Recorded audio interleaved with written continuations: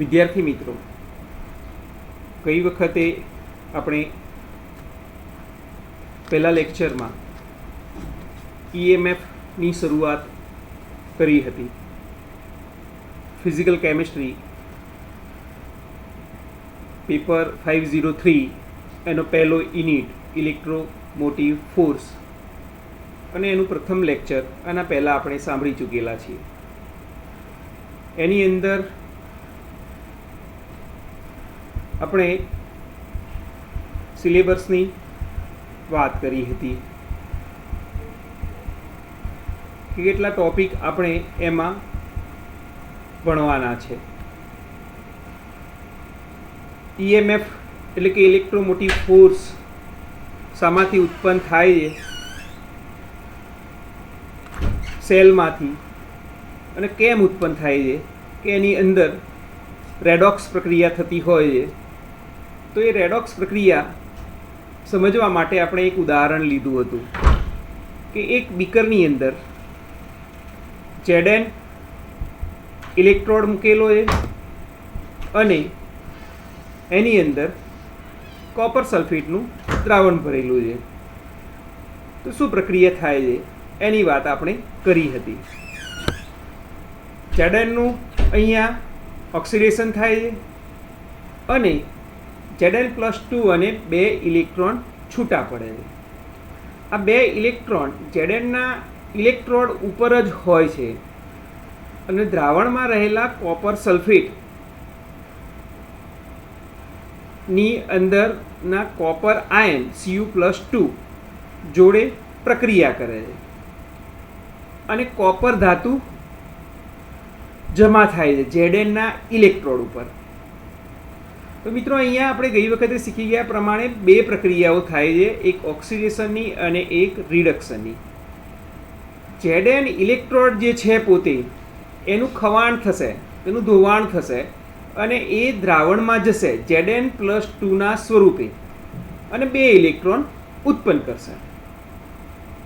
આ જે 2 ઇલેક્ટ્રોન છે એ દ્રાવણમાં રહેલા કોપર+2 આયન જોડે પ્રક્રિયા કરી અને કોપર જમા થશે Zn ઉપર. તો Znનું Zn+2માં કન્વર્ઝન એ ઓક્સિડેશનની પ્રક્રિયા અને કોપર+2 આયનનું કોપર સોલિડમાં કન્વર્ઝન એ રિડક્શનની પ્રક્રિયા. બંને પ્રક્રિયાઓ સાથે થશે, એને રેડોક્સ પ્રક્રિયા કહેવામાં આવે છે. હવે ક્યાં સુધી આ પ્રક્રિયા ચાલશે? જ્યાં સુધી Zn ઇલેક્ટ્રોડ પૂરો વપરાઈ ન જાય ત્યાં સુધી, અથવા તો કોપર સલ્ફેટના દ્રાવણમાં રહેલા કોપર+2 આયનો વપરાઈ ન જાય ત્યાં સુધી. બેમાંથી કોઈ એક વપરાઈ જશે એટલે એક પ્રક્રિયા બંધ થશે તો આપોઆપ બીજી પ્રક્રિયા બંધ થઈ જશે. ઓક્સિડેશન થાય ત્યારે જ 2 ઇલેક્ટ્રોન ઉત્પન્ન થાય છે અને 2 ઇલેક્ટ્રોન વપરાય પછી જ રિડક્શનની પ્રક્રિયા પૂરી થાય છે. તો એક પ્રક્રિયા અટકી જાય તો આપોઆપ બીજી પ્રક્રિયા પણ અટકી જશે. હવે અહીંયા ઇલેક્ટ્રોન જે ઉત્પન્ન થાય છે Znના ઇલેક્ટ્રોડ ઉપર જ થાય છે અને વપરાય પણ ત્યાં જ જાય છે. એટલે ઇલેક્ટ્રોનનો પ્રવાહ આપણને મળતો નથી અને ઇલેક્ટ્રોનનો પ્રવાહ નહીં મળવાના કારણે આપણને વિદ્યુત પ્રવાહ પણ મળતો નથી, કારણ કે આપણે જાણીએ છીએ કે વિદ્યુત પ્રવાહ એટલે ઇલેક્ટ્રોનનો પ્રવાહ. તો મિત્રો, આમ આપણને આ ઉદાહરણમાં ઓક્સિડેશન રિડક્શન પ્રક્રિયાનો તો ખ્યાલ આવ્યો, પણ આના કારણે આપણને વિદ્યુત પ્રવાહ મળશે નહીં અને પોટેન્શિયલ પણ મળશે નહીં, એટલે કે ઈએમએફ પણ મળશે નહીં. આમાં કઈ કઈ પ્રક્રિયાઓ આપણે શીખ્યા હતા એની જો વાત કરીએ તો Zn સોલિડમાંથી Zn+2 એક્વિયસ, AQ એટલે એક્વિયસ. આ AQનો મતલબ છે કે દ્રાવણની અંદર Zn+2 જાય છે. આ S એટલે સોલિડ, એટલે કે સોલિડ ઇલેક્ટ્રોડ છે અને 2 ઇલેક્ટ્રોન ઉત્પન્ન થાય છે. આ પ્રક્રિયાને આપણે ઓક્સિડેશનની પ્રક્રિયા કહીશું. બીજી પ્રક્રિયા, 2 ઇલેક્ટ્રોન દ્રાવણમાં રહેલા, એટલે કે એક્વિયસ, જલીય, એક્વિયસ એટલે જલીય, દ્રાવણમાં રહેલા કોપર+2 આયનો જોડે પ્રક્રિયા કરી અને કોપર સલ્ફેટ બનાવે છે. આને રિડક્શનની પ્રક્રિયા કહીશું. બંને પ્રક્રિયાઓનો સરવાળો કરીએ તો આપણને ટોટલ પ્રક્રિયા મળે.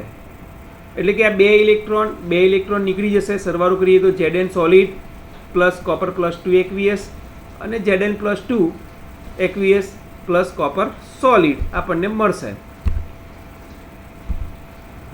Zn સોલિડ આવી જશે, Copper+2 aqueous આવી જશે, ઇલેક્ટ્રોન બે બાદથી નીકળી જશે, Zn+2 aqueous આવી જશે અને કોપર સોલિડ આવી જશે. આ પ્રક્રિયાને આપણે રેડોક્સ પ્રક્રિયા કહીએ છીએ. આ પ્રક્રિયાને શું કહીશું આપણે? રેડોક્સ પ્રક્રિયા કહીશું. હવે આપણે અહીંયા જોયું મિત્રો કે એક જ જગ્યાએ પ્રક્રિયા થાય છે, Znના ઇલેક્ટ્રોડ ઉપર જ પ્રક્રિયા થાય છે, એટલે આપણને કોઈ વિદ્યુત પ્રવાહ મળતો નથી.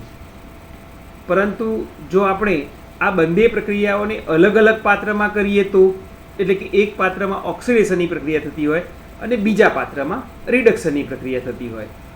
ઓક્સિડેશનની પ્રક્રિયામાં જે ઇલેક્ટ્રોન ઉત્પન્ન થાય એ તાર દ્વારા બીજા પાત્રમાં જાય.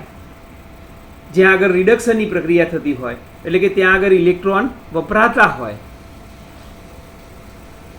તો વિદ્યુત પ્રવાહ મળશે, કારણ કે ઇલેક્ટ્રોન એક જગ્યાએથી બીજી જગ્યાએ જશે અને ઇલેક્ટ્રોનનો પ્રવાહ એટલે જ વિદ્યુત પ્રવાહ. તો અહીંયા બંને પ્રક્રિયાઓને આપણે અલગ અલગ કરાવી શકીએ.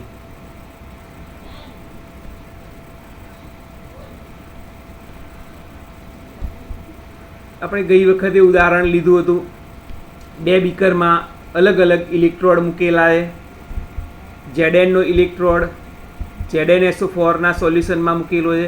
ZnSO4નું સોલ્યુશનનો મતલબ એની અંદર Zn+2 આયન અને SO4-2 આયન છે. કોપરનો ઇલેક્ટ્રોડ કોપર સલ્ફેટના સોલ્યુશનમાં મૂકેલો છે, એટલે કે CuSO4 સોલ્યુશન કોપર+2 અને SO4-2 છે. હવે બંનેની વચ્ચે આપણે ક્ષાર સેતુ જોડી શકીએ. ક્ષાર સેતુ એટલે શું એ પણ મેં તમને ગઈ વખતે કીધું હતું કે કાચની ટ્યુબ હોય છે અને એની અંદર KCl, KNO3, NH4Cl, NH4NO3 વગેરે ક્ષારમાંથી કોઈ એક ક્ષાર લઈ અને એનું અગર અગારમાં દ્રાવણ બનાવવામાં આવે છે અને પછી એની જેલી બનાવવામાં આવે છે. દ્રાવણ સ્વરૂપે જ યુ આકારની કાચની ટ્યુબમાં ભરી લેવામાં આવે છે. 24 કલાક થાય એટલે એ જેલ સ્વરૂપમાં રૂપાંતરણ પામી જાય છે, એટલે તમે એને ઉલટી મૂકી શકો છો. જેલી એટલે દહીં જેવું સ્વરૂપ એનું થઈ જાય છે, એટલે બહાર કાચની ટ્યુબમાંથી નીકળતું નથી. તો KCl, KNO3, NH4Cl, NH4NO3 માંથી કોઈ પણ એક ક્ષાર લઈ અને એને અગાર અગારની સાથે ગરમ પાણીમાં ઓગાળવામાં આવે છે અને પછી એમના એમ ભરી લઈને યુ આકારની ટ્યુબ કાચની અને પછી એને 24 કલાક મૂકી રાખવામાં આવે છે. તો એ સોલ્ટ બ્રિજ તરીકે આપણે એનો ઉપયોગ કરી શકીએ. કેમ એનો ઉપયોગ કરવાની જરૂર ઊભી થઈ એ પણ મેં તમને ગઈ વખતે સમજાવ્યું હતું. હવે બે ઇલેક્ટ્રોડને તાર મારફતે જોડી દેવામાં આવે, એમની વચ્ચે ગેલ્વેનોમીટર મૂકી દેવામાં આવે તો આપણને વિદ્યુત પ્રવાહ ઉત્પન્ન થાય છે કે કેમ અને કઈ દિશામાં થાય છે એ ગેલ્વેનોમીટરથી આપણને ખ્યાલ આવે.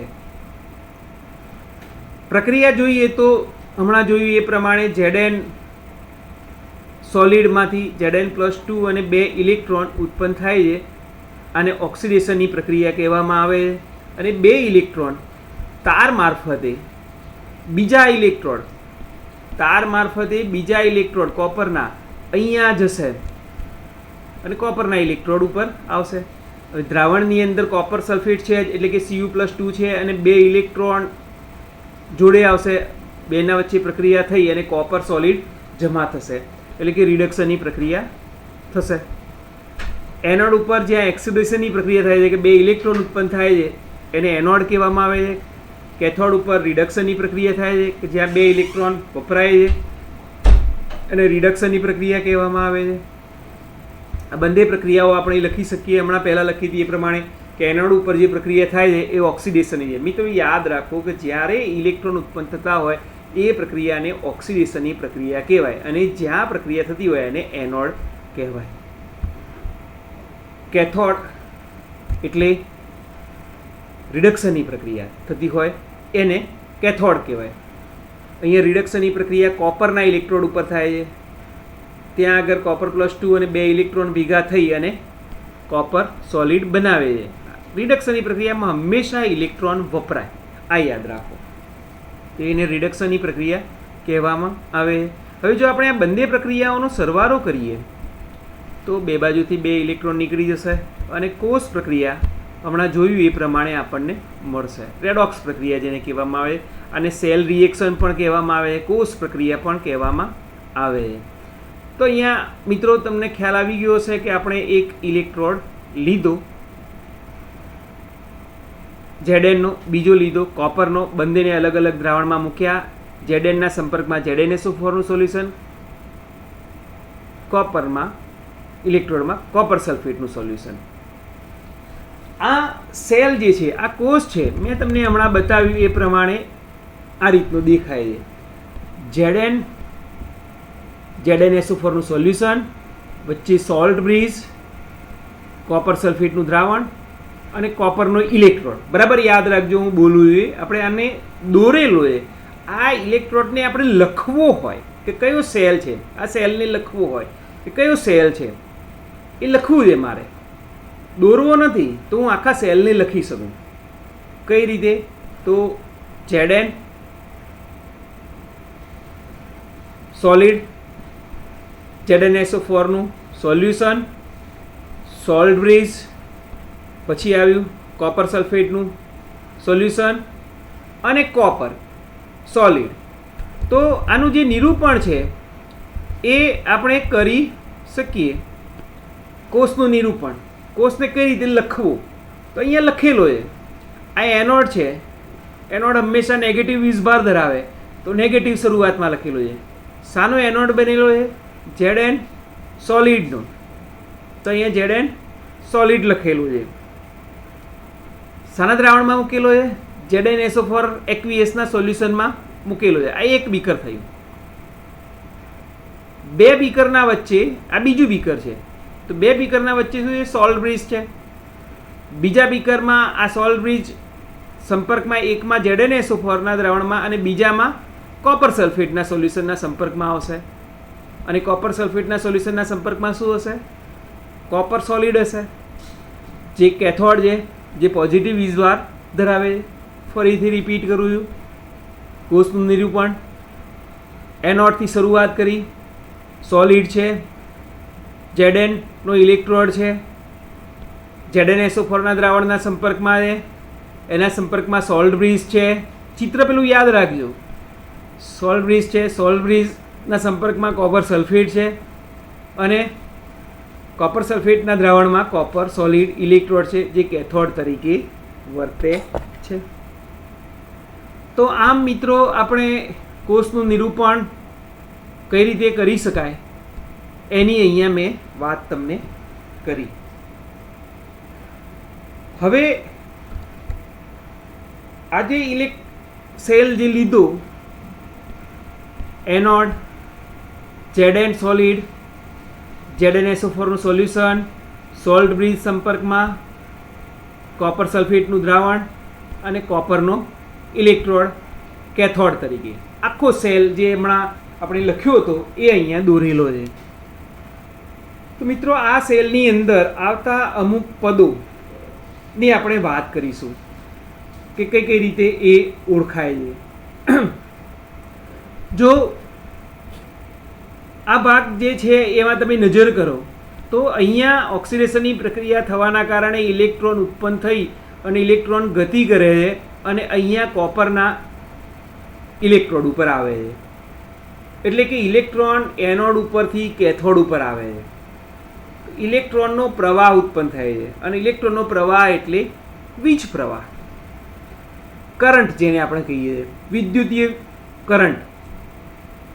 તો વીજ પ્રવાહ અહીંયા ઉત્પન્ન થાય છે એનોડ ઉપરથી કેથોડ તરફ ઇલેક્ટ્રોન જવાના કારણે. જો બીજી વાત કરીએ મિત્રો, તો આ જે છે એ એનોડનો ઇલેક્ટ્રોડ છે કે જ્યાં ઓક્સિડેશનની પ્રક્રિયા થાય છે અને બે ઇલેક્ટ્રોન ઉત્પન્ન થાય છે. જ્યાં ઓક્સિડેશનની પ્રક્રિયા થાય, બે ઇલેક્ટ્રોન ઉત્પન્ન થાય, એને એનોડ કહેવામાં આવે છે. અને ઇલેક્ટ્રોન ઉત્પન્ન થવાના કારણે એ નેગેટિવ વીજભાર ધરાવે છે, એટલે એનોડ હંમેશા નેગેટિવ સિમ્બોલ લખેલો છે. તો આ એનોડ છે કે જ્યાં હંમેશા ઓક્સિડેશનની પ્રક્રિયા થાય છે. અને ઓક્સિડેશનની પ્રક્રિયા થાય એટલે એમાં બે ઇલેક્ટ્રોન ઉત્પન્ન થતા હોય. કોઈ પ્રક્રિયામાં એક ઇલેક્ટ્રોન પણ ઉત્પન્ન થાય. ટૂંકમાં ઇલેક્ટ્રોન ઉત્પન્ન થવું જોઈએ એને એનોડ કહે છે અને ત્યાં આગળ હંમેશા ઓક્સિડેશનની પ્રક્રિયા થાય છે. આ કેથોડ છે મિત્રો, કે જ્યાં ઇલેક્ટ્રોન વપરાય છે અને ત્યાં આગળ રિડક્શનની પ્રક્રિયા થાય છે. તો કેથોડ કોને કહેવાય? કે જ્યાં આગળ હંમેશા રિડક્શનની પ્રક્રિયા થાય, એટલે કે ઇલેક્ટ્રોન વપરાય, એને કેથોડ કહેવામાં આવે છે. એનોડ કોને કહેવાય? જ્યાં આગળ ઇલેક્ટ્રોન ઉત્પન્ન થતા હોય, ઓક્સિડેશનની પ્રક્રિયા થતી હોય તો એને એનોડ કહેવાય. જ્યાં રિડક્શનની પ્રક્રિયા થતી હોય, ઇલેક્ટ્રોન વપરાતા હોય તો એને કેથોડ કહેવામાં આવે છે. મિત્રો સોલ્યુશન છે નીચે ZnSO4 અને CuSO4 નો, એને ઇલેક્ટ્રોલાઇટ વિદ્યુત વિભાજ્ય ગુજરાતીમાં કેવું હોય તો ઇલેક્ટ્રોલાઇટ, કારણ કે એનું આયનીકરણ થઈ જાય છે. ZnSO4 નું સોલ્યુશન હોય તો Zn+2 અને SO4 -2, કોપર સલ્ફેટનું સોલ્યુશન હોય તો Cu+2 અને SO4 -2 ના સ્વરૂપે દ્રાવણમાં હોય છે, બીકરની અંદર હોય છે. આને ઇલેક્ટ્રોલાઇટ એટલે કે વિદ્યુત વિભાજ્ય, કારણ કે એનું આયનીકરણ થઈ જાય છે એટલે એને વિદ્યુત વિભાજ્ય કહેવામાં આવે છે. આ જે વિભાગ છે આખો, એને એનોડ વિભાગ કહેવાય. જ્યાં આગળ એનોડનું ઇલેક્ટ્રોડ છે, એનું સોલ્યુશન છે અને અડધો કોષ છે, અને અડધો કોષ પણ કહેવાય. એનોડ વિભાગ, એનોડ કમ્પાર્ટમેન્ટ એવો શબ્દ છે, ટૂંકમાં એનોડ વિભાગ છે કે જ્યાં આગળ ઓક્સિડેશનની પ્રક્રિયા થતી હોય છે. આ વિભાગ છે એ કેથોડ વિભાગ છે, કે જ્યાં આગળ રિડક્શનની પ્રક્રિયા થતી હોય છે અને એમાં કેથોડનો ઇલેક્ટ્રોડ પણ આવી જાય અને સોલ્યુશન પણ આવી જાય. તો આ કેથોડ વિભાગ છે. એનોડ વિભાગ અને કેથોડ વિભાગ બે ભેગા થઈને આખો કોષ બનાવે. બંને અર્ધો કોષ છે. એનોડ વિભાગ બી અર્ધકોષ કહેવાય, કેથોડ વિભાગ બી અર્ધકોષ કહેવાય. એ બે કોષ ભેગા થાય ત્યારે આપણને આખો કોષ મળે. તો મિત્રો આમ એમાં આવતા પદોની આપણે થોડી વાત કરી. હવે આ કોષનો પોટેન્શિયલ EMF સેલ પોટેન્શિયલ મારે માપવો છે. મિત્રો ફરીથી હું સેલ ઉપર પાછો આવું છું. અહીંયા જો તમે બરાબર ધ્યાનથી વિચારો કે Zn ઇલેક્ટ્રોડ ઉપર ઓક્સિડેશનની પ્રક્રિયા થવાથી બે ઇલેક્ટ્રોન ઉત્પન્ન થાય છે, એટલે કે ત્યાંથી બહાર ધક્કો વાગે છે, કોપરના ઇલેક્ટ્રોડ ઉપર આવે છે અને કોપરના ઇલેક્ટ્રોડ ઉપર રિડક્શનની પ્રક્રિયા થવાથી એ ઇલેક્ટ્રોનને સ્વીકારે છે. Zn નો ઇલેક્ટ્રોડ ઓક્સિડેશન થવાથી ઇલેક્ટ્રોનને ધક્કો મારે છે, કોપરનો ઇલેક્ટ્રોડ રિડક્શનની પ્રક્રિયા થવાના કારણે એ ખેંચે છે ત્યાં આગળ. તો બેનું સંયુક્ત પરિણામ એટલે કોષનો પોટેન્શિયલ. મિત્રો અર્ધકોષનો પોટેન્શિયલ માપી શકાય નહીં, કારણ કે ઇલેક્ટ્રોન ત્યારે જ ગતિ કરે કે એક જગ્યાએ ઉત્પન્ન થતા હોય એનોડ ઉપર અને કેથોડ ઉપર વપરાતા હોય તો જ એ ગતિ કરી શકે, નહીંતર કરી શકે નહીં. તો અર્ધકોષનો પોટેન્શિયલ માપી શકાય નહીં. આ મુશ્કેલીનું નિવારણ કરવું જરૂરી હતું, કારણ કે જો કોષનો જ પોટેન્શિયલ માપી શકાય, અર્ધકોષનો પોટેન્શિયલ માપી શકાય નહીં, તો આ કોષના પોટેન્શિયલમાં ફારો બંનેનો છે, બંને ઇલેક્ટ્રોડનો છે. એનોડનો પણ છે, એ બી ધક્કો મારે છે ઇલેક્ટ્રોનને, અને કેથોડનો પણ છે, એ ઇલેક્ટ્રોનને ખેંચે છે. તો બંનેનો ફારો છે પોટેન્શિયલમાં. તો કોનો કેટલો ફારો છે આપણે સમજી લઈએ કે પોટેન્શિયલ એટલે શું. તો આપણે જાણીએ છીએ કે કરંટને આપણે બે રીતે માપી શકીએ, એક એમ્પિયરમાં અને બીજું વોલ્ટેજમાં. એમ્પિયર એટલે વીજ પ્રવાહ અને વોલ્ટેજ એટલે વોલ્ટ, પોટેન્શિયલ. ફિઝિક્સમાં આપણે એને વોલ્ટ કહીએ છીએ કે ભાઈ કેટલા વોલ્ટ છે. કેમિસ્ટ્રીમાં આપણે એ વોલ્ટને પોટેન્શિયલ કહીએ છીએ. વીજ દબાણનો તફાવત, ગુજરાતીમાં કેવું હોય તો વીજ દબાણનો તફાવત, કે કેટલો વીજ દબાણનો તફાવત છે. તો એ વીજ દબાણનો તફાવત બંને બાજુ ઇલેક્ટ્રોન જે છે એનું દબાણનો તફાવત બંને ઉપર આધાર રાખશે. અહીંયાથી ઇલેક્ટ્રોનનો જે ધક્કો વાગે એ અને અહીંયા ઇલેક્ટ્રોન સ્વીકારાય તે બંનેના સંયુક્ત પરિણામના સ્વરૂપે આપણને કોષનો પોટેન્શિયલ મળશે. કોનો કેટલો ફાળો એ એક્ઝેક્ટ કહી શકાય નહીં. નિરપેક્ષ પોટેન્શિયલ કદાપી કોઈ ઇલેક્ટ્રોડનો માપી શકાય નહીં. નિરપેક્ષ પોટેન્શિયલ માપી શકાય નહીં. તો આ મુશ્કેલીનું નિવારણ કરવા માટે તમે જાણો છો મિત્રો, સેમ ફોરમાં અને અગાઉ પણ તમે અભ્યાસ કરી ચૂક્યા હશો કે આપણે એક ઉપાય કર્યો કે આપણે કોઈ અર્ધકોષનો પોટેન્શિયલ માપવો છે, કોનો કેટલો ફાળો માપવો છે, તો એક ઇલેક્ટ્રોડનો પોટેન્શિયલ આપણે 0 સ્વીકારી લીધું. 0 છે નહીં મિત્રો, 0 સ્વીકારી લીધેલો છે. હાઇડ્રોજન ઇલેક્ટ્રોડનો પોટેન્શિયલ આપણે 0 સ્વીકારી લીધેલો છે. હાઇડ્રોજનનો ઓક્સિડેશન પોટેન્શિયલ પણ 0 અને હાઇડ્રોજનનો રિડક્શન પોટેન્શિયલ પણ 0. એટલે કે H2 માંથી H+ બને ઓક્સિડેશન પ્રક્રિયા થાય હાઇડ્રોજનમાં તો એનો પોટેન્શિયલ બી 0 અને H+ માંથી H2 બને રિડક્શનની પ્રક્રિયા થાય તો રિડક્શનનો પોટેન્શિયલ બી 0.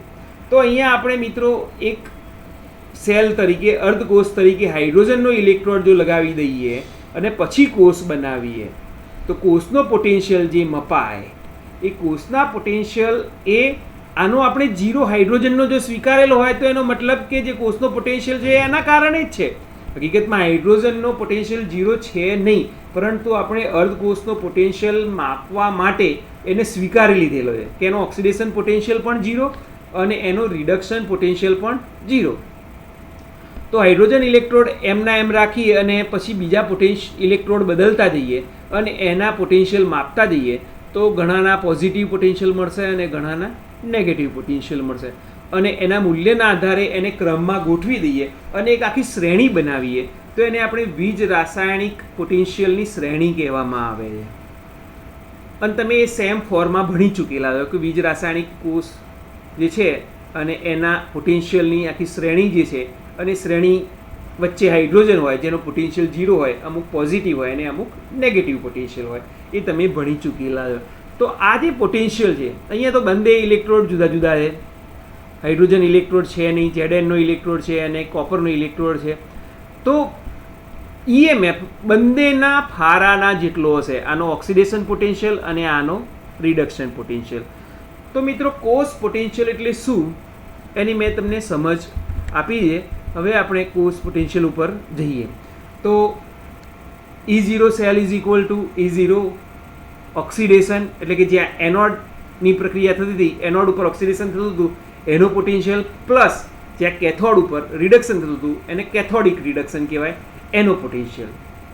આ બંનેનો સરવાળો કરીએ ત્યારે આપણને કોષનો પોટેન્શિયલ મળે. અહીંયા E0 મિત્રો લખેલો છે. E0 E એટલે પોટેન્શિયલનો સિમ્બોલ છે, ઇલેક્ટ્રોમોટિવ ફોર્સ EMF એટલે E સિમ્બોલ રાખેલો છે. 0નો મતલબ છે કે પ્રમાણિત સ્થિતિમાં પોટેન્શિયલ. તો પ્રમાણિત સ્થિતિમાં પોટેન્શિયલ એટલે શું મિત્રો? તો STP જે પોટેન્શિયલ માપીએ એને પ્રમાણિત સ્થિતિમાં પોટેન્શિયલ કહેવાય. હવે STP એટલે શું? તો સ્ટાન્ડર્ડ ટેમ્પરેચર અને પ્રેશર જ્યારે હોય અને પોટેન્શિયલ કોઈ પણ કોષનો માપીએ તો એને STP માપેલો કહેવાય, એને પ્રમાણિત પોટેન્શિયલ કહેવાય. હવે આ STP સ્ટાન્ડર્ડ ટેમ્પરેચર એટલે કેટલું? તો આપણે જાણીએ છીએ કે 25° સેન્ટીગ્રેડ તાપમાન નોર્મલ તાપમાન ગણીએ છીએ આપણે અને એને સ્ટાન્ડર્ડ તાપમાન ગણીએ છીએ. તો 25° સેન્ટીગ્રેડ તાપમાને અને દબાણ એક વાતાવરણ દબાણ એટલે કે નોર્મલ સમુદ્રની સપાટીએ જે લાગુ પડતું હોય એક વાતાવરણ દબાણ એ હોય, 25° સેન્ટીગ્રેડ તાપમાન હોય અને એમાં જો કોઈ લિક્વિડ હોય તો એની મોલાલિટી 1 મોલર હોય. 3 શરતો: તાપમાન 25° સેન્ટીગ્રેડ, દબાણ એક વાતાવરણ અને એમાં જો કોઈ લિક્વિડ હોય કોષની અંદર તો એ લિક્વિડ 1 મોલર હોય. આ 3 કન્ડિશનમાં પોટેન્શિયલ માપીએ તો એને આપણે પ્રમાણિત પોટેન્શિયલ કહેવામાં આવે અને એને E0 વડે દર્શાવવામાં આવે. તો અહીંયા E0નો મતલબ છે કે પ્રમાણિત કોષનો પોટેન્શિયલ, પ્રમાણિત કન્ડિશનમાં જે કોષ છે તો તાપમાન એનું 25° સેન્ટીગ્રેડ હશે, દબાણ એનું એક વાતાવરણ હશે અને માની લો કે કોપર સલ્ફેટ અને ZnSO4 CuSO4 આ બંને દ્રાવણ છે તો એની મોલારિટી 1 મોલર હશે. આ કન્ડિશનમાં જે પોટેન્શિયલ મપાય એને E0 સેલ કહેવામાં આવે છે. તો E0 ઓક્સિડેશન, જ્યાં ઓક્સિડેશન થતું હોય Zn Zn+2 અને 2 ઇલેક્ટ્રોન ઉત્પન્ન થતા હોય એ ઓક્સિડેશન, એનો ઓક્સિડેશન પોટેન્શિયલ. અને જ્યાં રિડક્શન થતું હોય એટલે કે 2 ઇલેક્ટ્રોન Cu+2 અને કોપર બનતું હોય એ રિડક્શનનો પોટેન્શિયલ. આ બેનો સરવાળો કરીએ તો આપણને E0 સેલ મળે મિત્રો. આ સિમ્પલ અને સોબર મેથડ છે. હવે એ તમને એક બીજી વસ્તુ સમજાવું કે તમે ભણી ચૂકેલા હશો કે કોઈ પણ અર્ધકોષ હોય એનો જે ઓક્સિડેશન પોટેન્શિયલ હોય એનાથી વિરુદ્ધ એનો રિડક્શન પોટેન્શિયલ હોય. માની લો ઉદાહરણ રૂપે લઈએ તો કોઈનો પોટેન્શિયલ 0.76 છે ઓક્સિડેશન પોટેન્શિયલ, તો એનો રિડક્શન પોટેન્શિયલ કેટલો થાય? -0.76. કેટલો થાય? -0.76. કોઈનો રિડક્શન પોટેન્શિયલ માની લો કે 0.36 છે, કોઈનો રિડક્શન પોટેન્શિયલ માની લો કે કેટલો છે? 0.36 છે, તો એનો ઓક્સિડેશન પોટેન્શિયલ કેટલો થાય? -0.36. જો ઇલેક્ટ્રોડ એક જ છે, Zn નો ઇલેક્ટ્રોડ છે, એનો આપણે અહીંયા ઓક્સિડેશન પોટેન્શિયલ માપ્યો, તો એનો રિડક્શન પોટેન્શિયલ એના જેટલો જ હોય, ચિહ્ન જુદું હોય. Zn નો ઓક્સિડેશન પોટેન્શિયલ જે હોય એના જેટલો જ એનો રિડક્શન પોટેન્શિયલ હોય, પણ ચિહ્નમાં ફરક હોય. જો આ પ્લસ હોય તો પેલો માઇનસ હોય. જો રિડક્શન પોટેન્શિયલ કોપર ઇલેક્ટ્રોડનો આપણે માપ્યો અને રિડક્શન પોટેન્શિયલ જેટલો હોય એનાથી એ જ કોપર ઇલેક્ટ્રોડનો રિડક્શન પોટેન્શિયલ એના જેટલો જ હોય, પણ ચિહ્ન જુદું હોય, માઇનસમાં હોય. તો કોષનો પોટેન્શિયલ આપણે બીજી રીતે પણ માપી શકીએ. E cell is equal to E0 anodic oxidation, એટલે કે Zn નું તો ઓક્સિડેશન જ રાખ્યું, પ્લસ અહીંયા કેથોડનું રિડક્શન હતું, તો કેથોડના રિડક્શનની જગ્યાએ કેથોડનું ઓક્સિડેશન. તો આના કરતાં એનું મૂલ્ય એના જેટલું જ હશે, પણ ચિહ્ન જુદું હશે, માઇનસમાં હશે, તો માઇનસ કરી દીધું. આના સિવાય પણ આપણે માપી શકીએ E0 સેલ. કેથોડિક રિડક્શન તો જે છે એ એમને એમ રાખ્યું, કેથોડિક રિડક્શન, પણ એનોડિક ઓક્સિડેશન છે એની જગ્યાએ એનોડિક રિડક્શન લીધું, તો એનું મૂલ્ય શું થઈ જશે? આનાથી વિરુદ્ધ, એટલે કે માઇનસમાં એ લીધું. મિત્રો, આ ગૂંચવાડામાં પડવાની જગ્યાએ આપણે આ ઉપરના સૂત્રને જ યાદ રાખીશું કે E0 cell is equal to E0 anodic oxidation plus E0 cathodic reduction. એ જ સૂત્ર યાદ રાખીશું અને આપણે એનો ઉપયોગ કરીશું. તો આ જે પ્રમાણિત સ્થિતિમાં પોટેન્શિયલ શોધવાની આપણે વાત કરી એ ના આધારે આપણે અહીંયા આપણું જે ઉદાહરણ હતું એનો પોટેન્શિયલ કેટલો થાય એની વાત કરીએ. આપણા ઉદાહરણમાં Zn નો ઇલેક્ટ્રોડ હતો અને એનું ઓક્સિડેશન થતું હતું, એટલે કે Zn માંથી Zn+2 બનતું હતું. અહીંયા ધ્યાન રાખજો મિત્રો, Zn માંથી Zn+2 ઓક્સિડેશન, કારણ કે +2 થાય એટલે 2 ઇલેક્ટ્રોન છૂટા પડે, તો એ 0.76 વોલ્ટ છે. હવે બીજો ઇલેક્ટ્રોડ હતો કોપરનો અને એનું રિડક્શન થતું હતું. અહીંયા ફરીથી ધ્યાન આપો, Cu+2 અને copper, Cu+2 copper is equal two 0.34 volt. હવે જો આ એનોડ છે એનો ઓક્સિડેશન પોટેન્શિયલ લખેલો છે Zn+2, હું અહીંયા બદલી નાખું, Zn+2 Zn કરી દઉં, તો રિડક્શન પોટેન્શિયલ થઈ જાય. તો આ કિંમત કેટલી? આટલી જ રહે, 0.76 જ, પણ ચિહ્ન માઇનસ થઈ જાય, -0.76 વોલ્ટ. આ રિડક્શન પોટેન્શિયલ છે. Cu+2 માંથી કોપર બને છે, Cu+2 વત્તા 2 ઇલેક્ટ્રોન અને પછી કોપર બને. પણ હું આને બદલી નાખું કે E0 Cu/Cu+2, તો ઇઝ ઇક્વલ ટુ શું થશે? -0.34 વોલ્ટ થશે. કિંમત એટલી જ રહેશે, ચિહ્ન બદલાઈ જશે. અહીંયા તો મેં આનું ઓક્સિડેશન પોટેન્શિયલ લખેલો છે અને આનું રિડક્શન પોટેન્શિયલ લખેલો છે. હવે કોષનો પોટેન્શિયલ શોધવો હોય તો ઓક્સિડેશન પોટેન્શિયલ થતો હોય એ પ્લસ એનો રિડક્શન પોટેન્શિયલ થતો હોય, તો પ્રમાણિત સ્થિતિમાં આપણે એનો પોટેન્શિયલ ગણી શકીએ. 0.76 પ્લસ 0.34, તો E0 cell is equal two 1.1 volt, કારણ કે પોટેન્શિયલનો એકમ વોલ્ટ છે, તો આપણે એ લખી શકીએ. માની લો કે મિત્રો પ્રમાણિત સ્થિતિ નથી,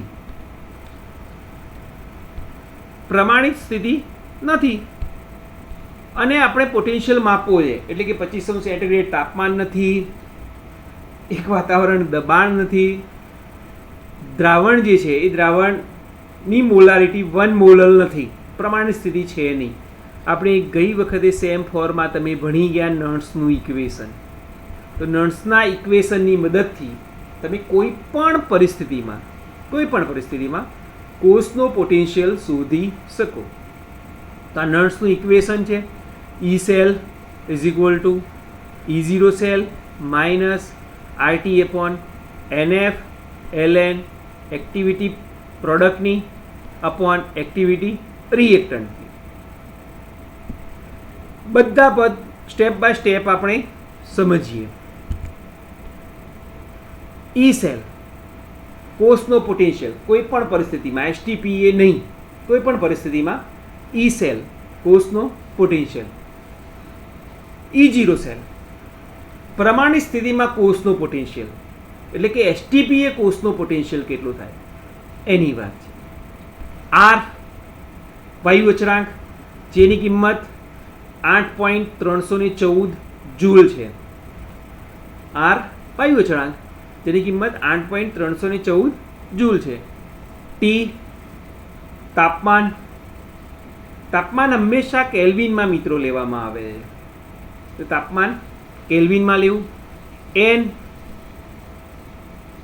કોઈ પણ કોષ હોય એની અંદર ઓક્સિડેશનની પ્રક્રિયા થતી હોય, રિડક્શનની પ્રક્રિયા થતી હોય, અને બંનેને ભેગા કરીએ તો રેડોક્સ પ્રક્રિયા થતી હોય.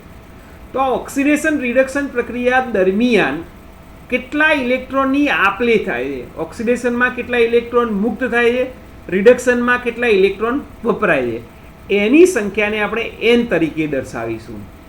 અહીંયા આપણું ડેનિયલ કોષનું જે ઉદાહરણ લીધું, આપણે અગાઉનો જે કોષ છે એને ડેનિયલ કોષ પણ કહેવાય અને એને ગેલ્વેનિક કોષ પણ કહેવાય. તો ડેનિયલ કોષ અથવા ગેલ્વેનિક કોષનું જે ઉદાહરણ લીધું એ ડેનિયલ કોષ અને ગેલ્વેનિક કોષમાં 2 ઇલેક્ટ્રોન એનોડિક પ્રક્રિયામાં ઉત્પન્ન થતા હતા, એટલે ઓક્સિડેશનમાં 2 ઇલેક્ટ્રોન ઉત્પન્ન થતા હતા. Zn માંથી Zn+2 બને એટલે 2 ઇલેક્ટ્રોન ઉત્પન્ન થતા હતા, અને રિડક્શનમાં પણ 2 ઇલેક્ટ્રોન વપરાતા હતા. Copper+2 વત્તા 2 ઇલેક્ટ્રોન કોપર સોલિડ બનતો હતો. તો અહીંયા n = 2 આવશે. F એ ફેરેડે અચળાંક છે જેની કિંમત તમે જાણો છો 96500 કુલમ છે. ln એક્ટિવિટી પ્રોડક્ટ નિપજની એક્ટિવિટી, જે રિએક્શન થાય એ રિએક્શનમાં નિપજ જે બની હોય એની એક્ટિવિટી. અહીંયા થોડી વાત કરી લઉં. જો સોલિડ હોય કોઈ નિપજ તો એની એક્ટિવિટી હંમેશા 1 લેવામાં આવે છે. લિક્વિડ હોય તો એને મોલરમાં લેવામાં આવે છે, અને ગેસ હોય તો એને દબાણમાં, પ્રેશરમાં માપવામાં આવે છે. સોલિડ હોય તો હંમેશા એની એક્ટિવિટી 1 લેવામાં આવે છે, લિક્વિડ હોય તો એને મોલરમાં લેવામાં આવે છે, કેટલી છે કેટલી નહીં, અને ગેસ અવસ્થામાં હોય તો એને પ્રેશરમાં, દબાણમાં લેવામાં આવે છે. કારણ કે નિપજ કોઈ પણ સ્વરૂપે હોઈ શકે, સોલિડ બી હોઈ શકે, ગેસ બી હોઈ શકે, અને લિક્વિડ બી હોઈ શકે. એ જ રીતે AR એટલે એક્ટિવિટી રિએક્ટન્ટની. તો રિએક્ટન્ટ જે છે એની એક્ટિવિટી, પ્રક્રિયકની એક્ટિવિટી, આ નિપજની એક્ટિવિટી, આ પ્રક્રિયકની એક્ટિવિટી. સેમ સોલિડ હોય તો 1, લિક્વિડ હોય તો મોલરમાં, ગેસ હોય તો દબાણના સ્વરૂપમાં આ એક્ટિવિટી લેવામાં આવે. તો આ સૂત્રની મદદથી મિત્ર કોઈ પણ કોષનો પોટેન્શિયલ આપણે માપી શકીએ. મિત્રો આગળના લેક્ચરમાં હવે જુદા જુદા કોષ આપણે લઈશું, તો એ દરમિયાન આ નર્સના ઇક્વેશનનો જ ઉપયોગ કરીશું. નર્સના સૂત્રનો ઉપયોગ કરી અને જુદી જુદી કન્ડિશનમાં ઓક્સિડેશન રિડક્શન પ્રક્રિયાઓ જોઈશું, એના પોટેન્શિયલ જોઈશું, કોષની પ્રક્રિયા જોઈશું, અને કોષનો અભ્યાસ કરીશું. તો આ સૂત્ર તમારે હંમેશા યાદ રાખવાનું, રટી લેવાનું. આ સૂત્ર ભૂલાવવું જોઈએ નહીં. આ સૂત્રનું આખા ચેપ્ટરમાં એક જ સૂત્ર છે, બીજું કોઈ સૂત્ર છે જ નહીં.